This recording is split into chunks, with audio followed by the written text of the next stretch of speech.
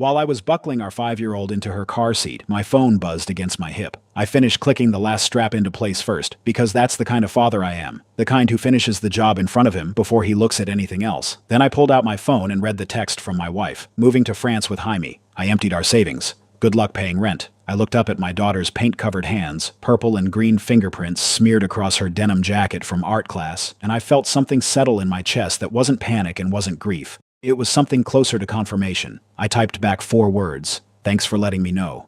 Then I put the phone in the cup holder, closed the car door, and drove my daughter home like it was any other Tuesday. What my wife didn't know, what she couldn't have known, was that I'd been waiting for that text for exactly 11 weeks. And when she landed in Paris and checked the account she thought she'd just cleaned out, she was going to learn that I'd been 3 steps ahead of her the entire time. My name is Graham Foster. I'm 36 years old, and until that Tuesday in October, I was a risk analyst for a mid-sized insurance firm headquartered in downtown Denver, the kind of job where my entire professional life revolved around one skill: noticing patterns before other people noticed them, calculating the odds of bad things happening before they happened, and building contingencies so that when disaster struck, it never actually caught me by surprise. I'd spent 14 years getting paid to see catastrophe coming. I just never imagined I'd end up applying that skill to my own marriage. Before I tell you what happened in Paris, I need you to understand who I was before all of this, because the man I am now was built entirely out of the wreckage of the man I used to be. I grew up in Fort Collins, Colorado, the son of a high school shop teacher and a nurse, solidly middle class, the kind of household where you paid your bills on time and you didn't talk about money at the dinner table because talking about money was considered vulgar. My father died when I was 26, a heart attack in the garage while he was restoring an old Bronco he'd been fixing up for 15 years, and he left me the house I grew up in,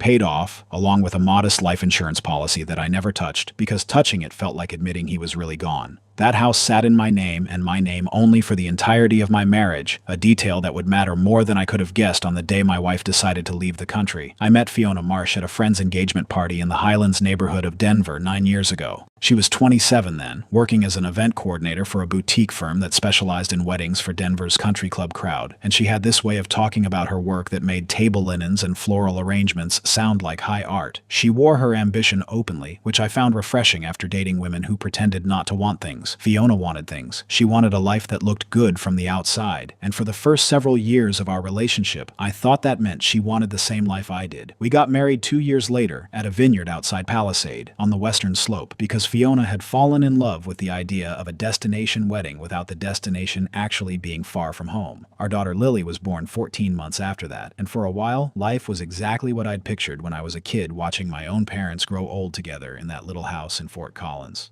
Steady, predictable, good. Before I get further into this, if you're the kind of person who appreciates a story that doesn't waste your time getting to the point, go ahead and hit subscribe now, because I've got a lot more twists coming and you don't want to miss the moment my wife's plan fell apart in real time on the tarmac at Charles de Gaulle. Drop a comment telling me where you're watching from, and give this video a like if you've ever had someone underestimate exactly how much you were paying attention. Now, back to the story. The cracks started small, the way they always do, so small that if you're not trained to look for patterns, you talk yourself out of seeing them. Fiona's firm had expanded 3 years ago into what they called destination event. Planning, coordinating weddings, and corporate retreats for wealthy clients who wanted the paperwork done by an American company, but the ceremony held somewhere with better light and better wine. That expansion meant Fiona started traveling more, first to Napa and Sonoma, then to Tuscany for a wedding that took 11 days to plan on site, and eventually to the south of France, where a vineyard client near Aix-en-Provence became one of the firm's flagship venues. She came home from that first Provence trip with a different energy than I'd seen in years, talking about lavender fields and stone farmhouses with the same breathless enthusiasm she used to reserve for our own life together. And I told myself that was just Fiona being Fiona, falling in love with beautiful places the way she'd once fallen in love with me. It was around that time she started taking French lessons through an app on her phone, 3 nights a week after Lily went to bed, headphones in, door to the home office closed. When I asked her about it, she said it was for work, that half her clients now wanted a planner who could negotiate directly with vendors in Provence and Burgundy without an interpreter slowing things down. It made sense. It made enough sense that I didn't push. But risk analysis isn't about any single data point looking suspicious. It's about the accumulation, the way a dozen individually reasonable things start forming a shape when you step back far enough. The French lessons, the trips that got longer, the new perfume, something warmer and more expensive than the light citrus scent she'd worn since college. The phone that used to sit face up on the kitchen counter and now never left her hand, not even when she was cooking dinner with flour on her fingers. The name Jaime first entered my orbit 11 weeks before that text in the school pickup line. though at the time I had no idea it belonged to a person who would eventually try to walk off with everything I'd spent a decade building. Fiona mentioned him twice in passing, the way you mention a coworker you don't think matters. Jaime handles the property side for the Provence venue, she said one night over dinner, barely looking up from her phone. Jaime again a week later, something about him negotiating a better rate with a caterer in X.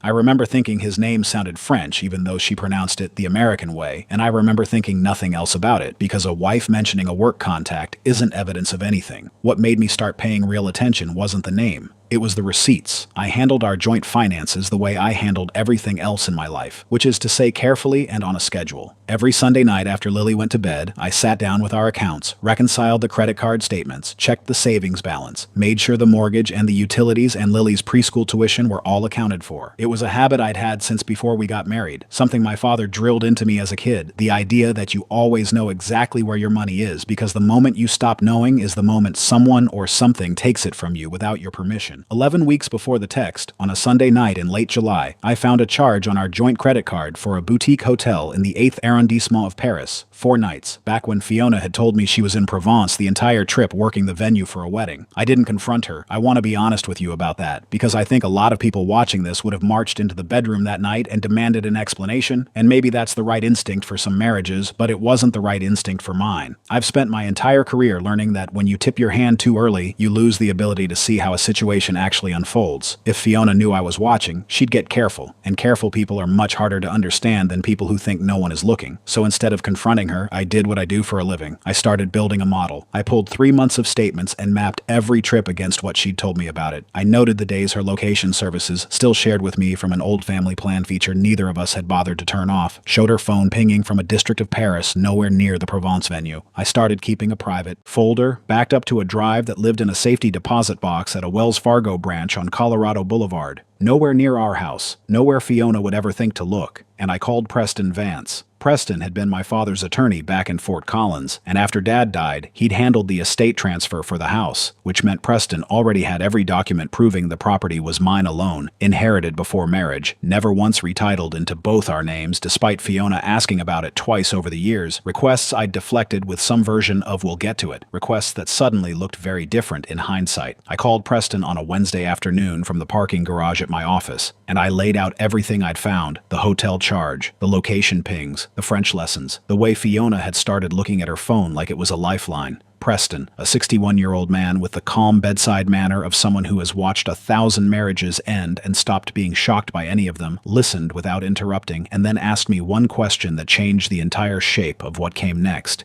He asked, "Graham, do you want to save this marriage, or do you want to protect your daughter?" I didn't have an answer that day. I had one 3 weeks later. The answer came from Lily herself, in the unguarded way 5-year-olds tell you the truth without knowing they're doing it. We were in the car, driving back from her gymnastics class, and out of nowhere she said, "Mommy said we might get to see the Eiffel Tower someday. Just me and her," and I said, "That's wonderful, sweetheart," keeping my voice light while my hands went cold on the steering wheel, and she said, "And Jaime says he'll teach me French so I can talk to the ducks in the park," and I nearly missed our exit. My daughter had met this man. My daughter had spoken to him, had been told stories about him, had been fed a future that apparently didn't include me in it, all while I was sitting 3 feet away at the dinner table every night having no idea any of it was happening. That was the night I stopped hoping this was something smaller than it looked, and started preparing for what it actually was. Over the following weeks, I built what Preston called a clean exit strategy, though privately I thought of it more like an insurance policy, which felt appropriate given my profession. First, I opened a new account at a credit union 2 towns over, one that had never been linked to any of Fiona's devices or logins, and I began redirecting the automatic deposits from my bonus structure into it instead of our joint savings, a completely legal move given the bonus was tied to my individual performance and not community income under Colorado law, according to Preston. Second, I established a irrevocable trust for Lily's education, funded with a portion of the equity I'd built in the Fort Collins house, which I'd quietly begun renting out for the last 2 years as a source of passive income Fiona knew about only in the vaguest terms. Third, and this was the part that made my stomach twist even as I did it, I made sure the joint checking account, the one we used for groceries and the mortgage and the everyday transparency of a shared life, stayed exactly where it was, untouched, unprotected, sitting there with roughly $81,000 in it. I left it there on purpose.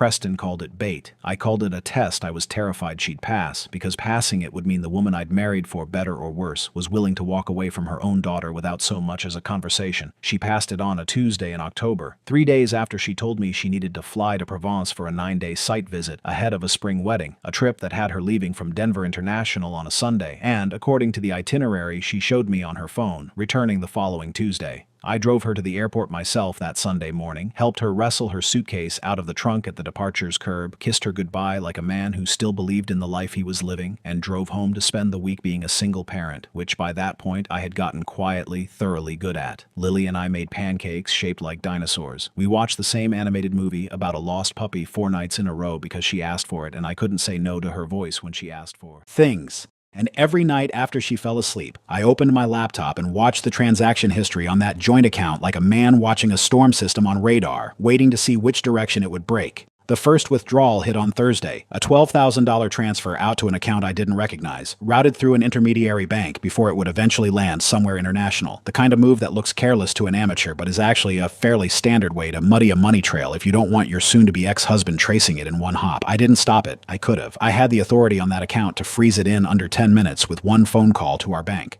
But Preston and I had already discussed this exact scenario, and his advice stuck with me. "Let her take it," he said. "Every dollar she moves is a dollar of evidence that she planned this, that this wasn't a spontaneous decision made in the fog of an affair, but a calculated financial extraction executed while she still legally shared a residence and a child with you. Every transfer is a nail, Graham. Let her hammer them in herself." By Sunday, the account was down to $4,000. By Monday, the day before she was supposed to fly home, it was empty. I sat in my kitchen that Monday night after Lily was asleep, looking at a balance of $0.11 in an account that had held $81,000 9 days earlier, and I felt strangely calm, the way I imagine a surgeon feels calm cutting into a body that a lesser-trained person would find horrifying to look at. I wasn't calm because I didn't care. I was calm because I had already grieved this marriage in installments, over 11 weeks, one piece of evidence at a time, and by the time the account hit zero, there was nothing left in me that was shocked. Tuesday morning came, the morning she was supposed to fly home from what I now understood had never been a work trip at all. I dropped Lily off at her preschool on Josephine Street in the Congress Park neighborhood, the same routine we'd had 100 times, and I was walking her into the building, both of us laughing about something her stuffed rabbit had supposedly said on the drive over, when my phone buzzed in my pocket. I finished the drop-off first. I signed her in at the front desk. I knelt down and let her plant a paint-smudged kiss on my cheek, and only after she disappeared through the classroom door with her teacher did I pull out my phone in the parking lot and read the text that had been sitting there for 11 minutes. Moving to France with Jaime, I emptied our savings. Good luck paying rent. I stood in that parking lot for a long moment, not because I was in shock, but because I was doing the math one more time, confirming in my head that everything I'd built over the last 11 weeks was actually solid enough to hold the weight of what was about to happen. The mortgage was covered by the rental income from the Fort Collins house, which I'd never told her the true amount of. Lily's preschool tuition was on auto-pay from my individual checking account, the one Fiona had never had access to because I'd opened it before we got married and simply never merged it, a decision that had once felt slightly cold and now felt like the smartest thing I'd ever done. The house we lived in Washington Park, was rented, not owned, meaning there was no marital property fight waiting for me there, and the $81,000 sitting in a zero-balance account was, in the grand scheme of what I'd actually protected, a decoy that had cost me nothing real. I typed back 4 words, "Thanks for letting me know." Then I drove to work, because Tuesday was Tuesday, and I had a 9 o'clock meeting about a claims model that didn't care whether my marriage had just ended over text message in a preschool parking lot. She landed at Charles de Gaulle Airport around 4 in the afternoon Denver time, which I knew because Preston had, at my request, kept a paralegal monitoring the flight status of the specific Air France route out of Denver that Fiona had booked months earlier under her own name, a booking Preston's office had actually flagged back in September once we started pulling records for the eventual filing.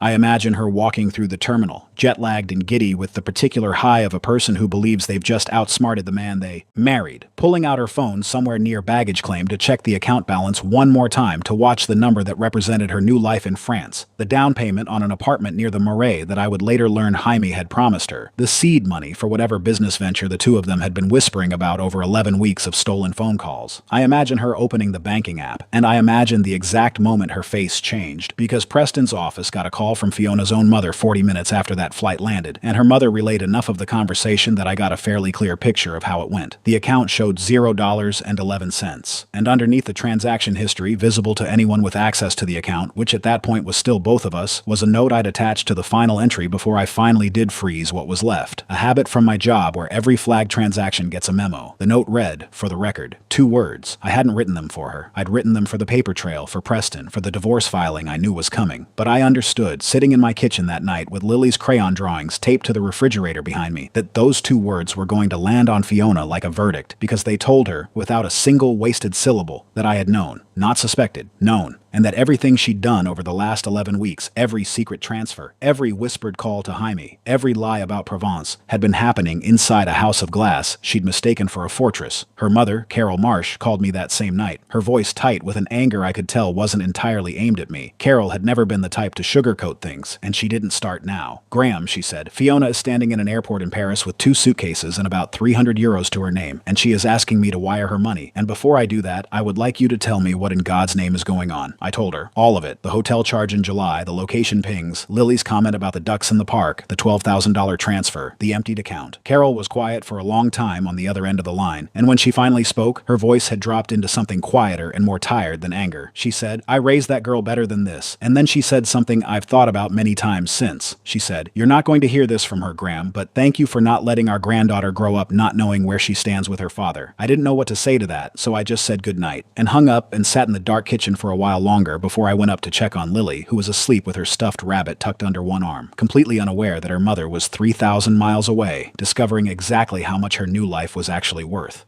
Fiona called me the next morning, Paris time 7 hours ahead, meaning it was nearly 1 in the morning for her, her voice a mixture of panic and fury that I recognized from every argument we'd had in 9 years of marriage, except this time there was something underneath it I'd never heard before, something closer to fear. Where is the money, Graham? She said. No hello, no explanation for the text she'd sent 48 hours earlier, just the demand, sharp and immediate. I told her the truth because I'd promised myself I would, no matter how satisfying it might have felt to lie to her the way she'd been lying to me for months. I told her the $81,000 in that account had been the only money left in any joint account, that I'd moved the rest of my income into an individual account months ago, legally, that the house we lived in was rented, and the house that actually belonged to me had never once had her name on the deed, that Lily's education fund was in an irrevocable trust she had no claim to, and that as of that morning, Preston Vance had already filed for divorce on my behalf, citing abandonment and dissipation of marital assets, with a custody petition attached that included, among other exhibits, a timeline of her travel records against her stated whereabouts, and a transcript provided voluntarily by our 5-year-old daughter's preschool teacher of a conversation in which Lily had mentioned a man named Jaime who was going to teach her French. The silence on the other end of the line lasted so long I thought the call had dropped. Then Fiona said, in a voice much smaller than the one she'd started the call with, "You knew this whole time." I said yes. She asked how long, and I told her 11 weeks, and I heard her breath catch because I think some part of her had built a story in her head where I was the oblivious husband, the one who never saw it coming, the one whose life would simply implode the moment she was gone, and that story had just been replaced by a much less flattering one, where I had been watching her every move for nearly 3 months while she thought she was the one in control. What she told me next, in fragments over the following 20 minutes, painted a picture that I found almost sadder than the affair itself. Jaime Delacroix, 38, the property manager she'd met at the Provence venue, had told her he owned a share of the vineyard, that he had capital waiting for the right investment, that the two of them could start an event planning business together, catering exclusively to American clients who wanted authentic French weddings without the language barrier. He had told her all of this in a stone farmhouse with a view of lavender fields, and Fiona, 42 years old and apparently starving for a version of her life that felt bigger than school pickup lines and mortgage payments, had believed every word of it. What she discovered upon arriving in Paris, standing outside a rented studio apartment in the 18th arrondissement that was nowhere near as glamorous as Jaime's stories had led her to expect, was that Jaime did not own a share of anything. He worked for the vineyard on a contractor basis, the same as a dozen other local vendors, and the capital he'd talked about waiting to invest was, as far as Fiona could tell from the argument they had within hours of her landing, capital he was expecting her to provide from the very savings account she'd just emptied and I'd just frozen. When she told him the account showed zero, Jaime's warmth had evaporated with a speed that told her everything about what kind of investment she'd actually been to him. I'm not going to pretend I felt nothing hearing all of this. There was a part of me, small and ungenerous, that felt something close to satisfaction, the particular vindication of watching a calculation prove itself correct. But there was a larger part of me that just felt tired. Tired in the way you feel after a long illness finally breaks. The fever gone, but the exhaustion still sitting heavy in your bones. I told Fiona I hoped she figured things out, and I meant it, not because I wanted her back, but because our daughter was going to spend the rest of her life being connected to whatever Fiona became next. And I had a vested interest in that being something better than a woman stranded in a foreign country by a man who'd never really wanted her, only what he thought she could provide him. The divorce proceedings took 4 months, which Preston told me was fast by Colorado standards, largely because Fiona, chastened and broke and staying on her mother's couch in Lakewood by the time she flew back from Paris 9 days after that first phone call, didn't have the resources or the will to fight the custody arrangement Preston had drafted. The court granted me primary physical custody, citing the abandonment, the financial records showing a deliberate emptying of joint assets, time to a planned international relocation, and a home study that found my daughter's daily routine, her preschool, her pediatrician, her extracurriculars, had continued without interruption throughout the entire episode, while her mother's had been abandoned overnight for a man in another country. Fiona got standard visitation, supervised for the first 6 months at her own attorney's suggestion, unsupervised after that once it became clear she was actually showing up for the scheduled time and not disappearing again. I want to be fair here because this isn't a story about turning my daughter's mother into a cartoon villain for the rest of her life. Fiona made a catastrophic decision chasing a version of happiness that turned out to be a lie someone else told her, and she's been dealing with the consequences of that decision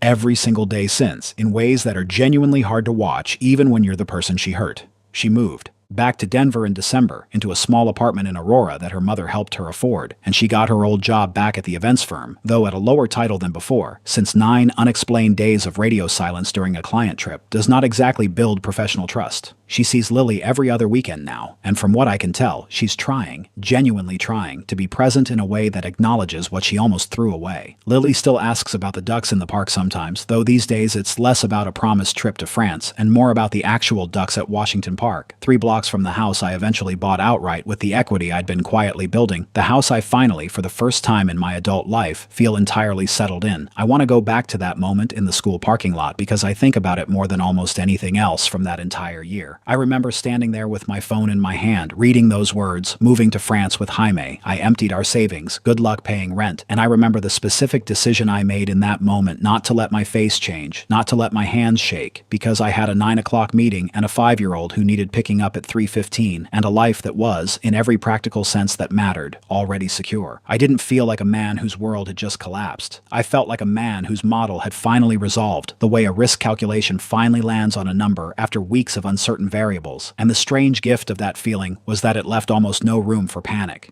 I had already done my grieving in installments, quietly, alone, over 11 weeks of Sunday night account reconciliations and silent phone calls to a lawyer in Fort Collins, and by the time the actual text arrived, there was nothing left to lose that I hadn't already accounted for. People ask me sometimes, usually after I've told a shortened version of this story at a dinner party, or to a new friend who eventually asks why I have full custody of my daughter, whether I regret not confronting Fiona the moment I found that hotel charge back in July, whether things would have gone differently, better, if I'd sat her down at the kitchen table and said I know, instead of letting the whole thing play out to its conclusion. I've thought about that question a lot, and I've landed somewhere I'm at peace with, even if it's not a comfortable answer. If I'd confronted her in July, I think Fiona would have done exactly what people do when they're caught early enough to still control the narrative. She would have cried and apologized and promised it was over, and I might have believed her, or wanted to believe her badly enough to pretend I did, and we would have spent the next year in a marriage held together by my own willful blindness, waiting for the next Jaime, the next Provence, the next quiet withdrawal from an account I'd stopped watching closely, because I'd convinced myself the crisis had passed.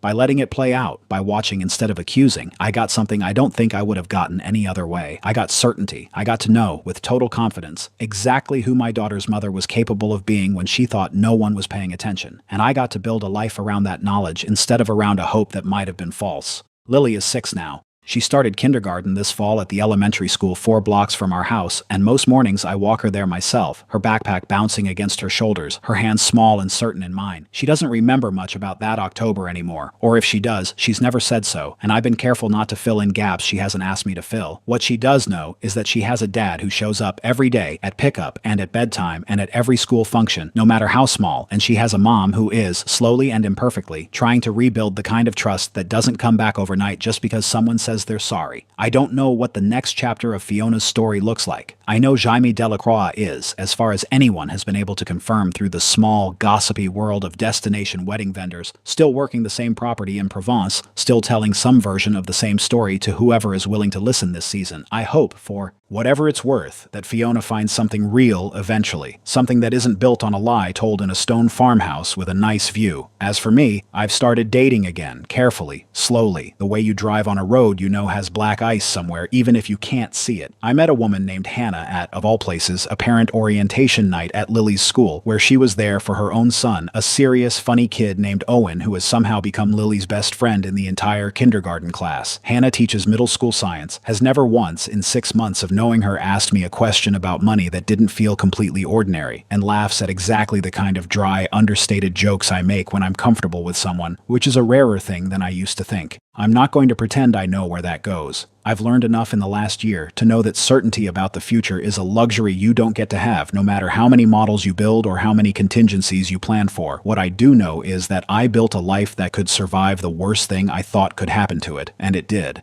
And my daughter never spent a single night wondering where she was going to sleep or who was going to be there when she woke up.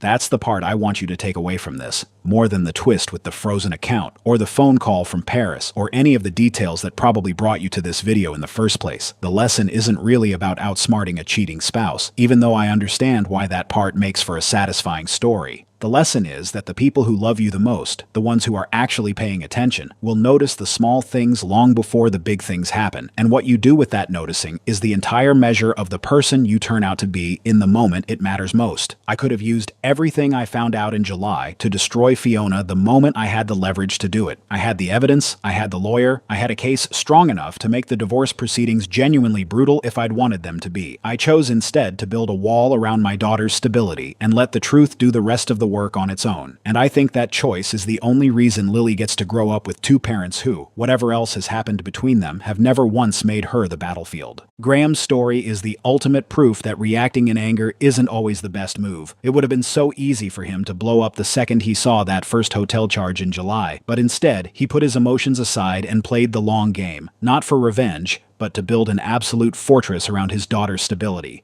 Because of that discipline, when the storm finally hit, Lily didn't feel a single drop of rain. It really makes you realize that the most powerful thing you can do in a crisis isn't to make noise. It's to quietly secure what actually matters. I've got to ask, would you have had the absolute ice in your veins to wait 11 weeks, or would you have confronted her on day one? Let me know in the comments below. I want to hear your take. And if you're hooked on these stories, make sure to hit that subscribe button and follow the channel. Appreciate you being here, and I'll see you in the next one.